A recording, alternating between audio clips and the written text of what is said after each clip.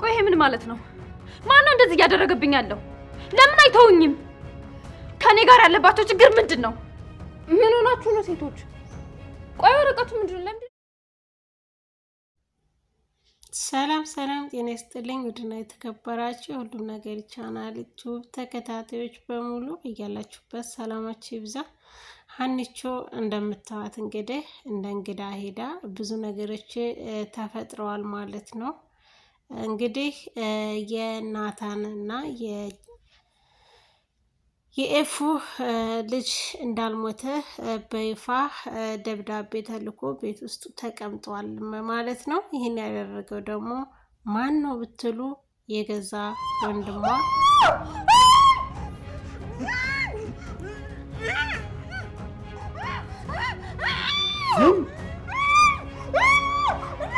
እና እንደዛ በጣም አስመሳይ ጓደኛ አለ ማለት ነው። እና እባካችሁ ከእንደዛ አይነት ሰው ራሳችሁን ጠብቁ፣ ራሳችሁን አድኑ። ኤፉ በጣም ከባድ ሁኔታ ያሳለፈችው ነው እና አሁንም በድጋሚ እንደ አዲስ እያስመሰለች እሷ እንዳልሰማና እንዳላየ ሆናለች ማለት ነው። ለልጇ ስትል ግን ከናታን ተለይታ አልሆነ ቦታ ተገኝታለች እና ምክንያቱም ልጇን ለማግኘት እስከሆነ ድረስ እናት ደግሞ ለልጇ የማትቆፍረው ጉድጓድ የማትፈነቅለው ድንጋይ የለም ይባላል አይደል? ልክ እንደዛ ነው እና ጽ ደግሞ ይህን ደብዳቤ ስታነባው ለናታን የመጣ ደብዳቤ ነበረ። ልጅህን ማግኘት ከፈለክ በዚህ አድራሻና ቶሎ የሚል ቴክስት ተጻፈበት ለህፃን ልጅ የተላከ ደብዳቤ ነው።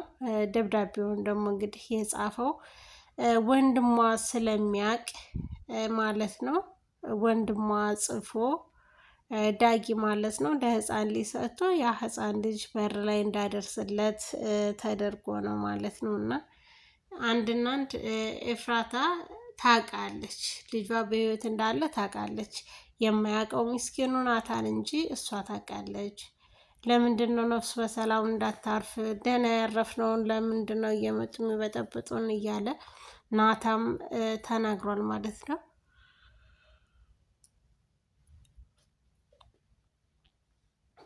እንግዲህ ወይዘሮ ሉሊት ነበረች የቤቱ አመሰቃቃሊ፣ እሷንም ይዟታል ማለት ነው።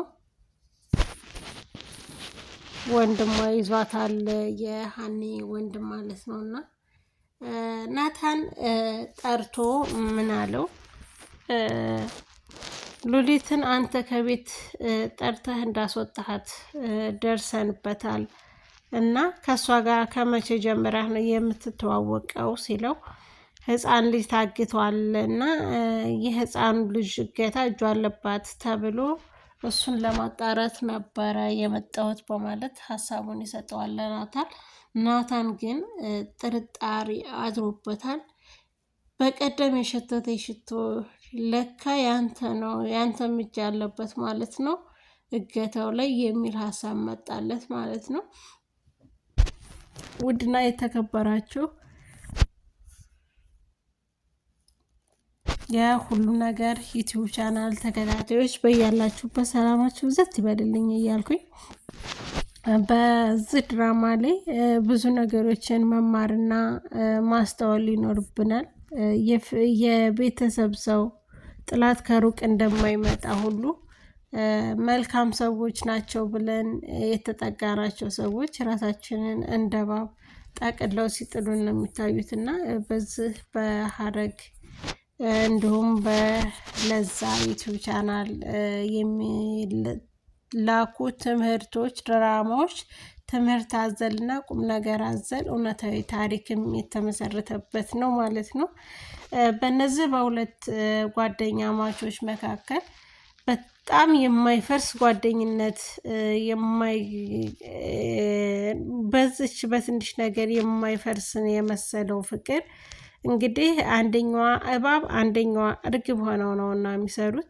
እርግቧ ዝም ብላ ስታጠቃትም አይ እሷ አይደለችም በማለት ተመልሳ እዛው ትገባለች እና አንዳንድ ነገሮችን ማስተዋል ይኖርብናል። እንደ እባብ ብልህ እንደ እርግብ የዋህ ሁን ይላል መጽሐፉና ውድና የተከበራችሁ የቻናሌ ቤተሰቦች እንደዚህ የምትወዱት የምታደንቁት አድናቂ ተዋናይ ናታን የናታን ታላቅ ወንድም ማለቴ ነው። የናታን ወንድም የት ገባ? ያፌት ማለት ነው። ያፌት በህይወት እንዳለ አሳይተውናል።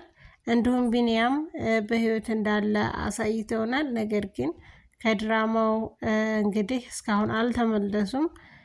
እንዲሁም ቤዚ እና ናኦል እስካሁንም አልተመለሱም። ቤዚ እንደምታውቁት በብዙ በኑሐሚን ድራማ ላይ እየሰራች እንዳለች ነው። ምክንያቱም ጊዜና ሰዓት አያገኙም። እውነት ለመናገር ያፌትንም ብታዩት በብዙ ድራማዎች ላይ ይገኛል። በሳቢላ ላይ አለ። እንዲሁም በብዙ ድራማዎች ላይ የሚሳተፍ ተዋንያ ተወዳጅ ተዋንያ ነው ማለት ነው። ያፌት እንዲሁም ቤዚ እና ናኦል እና እህቱ ይመለሱ የሚል ብዙ ሀሳብ እና ብዙ የሚንሸራሸሩ ኮሜንቶች አሉ። ናታን ማን ለማገት የፈለገ ይመስላችኋል?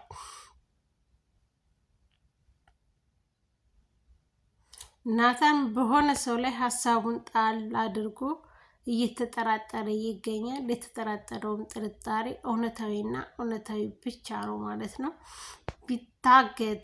ብትታገት የሚል ሀሳብ ያለው በአንድ ሰው ላይ ነው። እሷንም ቢያግትና ወይም ቢያግተው ተጠቃሚ እንጂ ይጎዳዋል ብዬ አላስብም። ምክንያቱም ስለ ልጁ ሙሉ መረጃ የሚያውቅና የምታውቅ ሰው ናት ማለት ነው።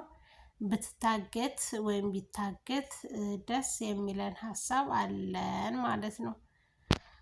ወንድማችን እንግዲህ ያፌት ምን እያሰበ ነው? ምን ላይ ነው ያለው? ለምን እስካሁን አልተመለሰም? የሁላችንም ጥያቄ ነው።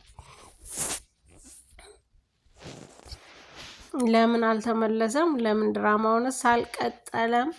ምክንያቱም በጉጉት የምንጠብቀውና ባልሞተ ብለን ስናዝን የነበረ የተወዳጁ ያፌት አክት ማለት ነው። ባልሞተ ብለን ነበረ። እንኳንም አልሞተ በህይወት እንዳለ አሳውቀውናል። ነገር ግን ቪዲዮ ላይ እንግዲህ እንደምታዩት ብዙ ጊዜ አይመጣም። እንደ አልሞተና ይቅርታ እንደተጠያየቀ እና ለትንሽ ቀን መደበቅ እንዳለበት ወንድሙ አስጠንቅቆታል። ከዛ ውጪ ምንም ነገር አላሳዩንም ማለት ነው። ያን ሁሉ ጊዜና ያን ሁሉ ሰዓት እንደዛ አሳልፈው አሁን ላይ መጥፋቱ ተገቢ ነው ወይ?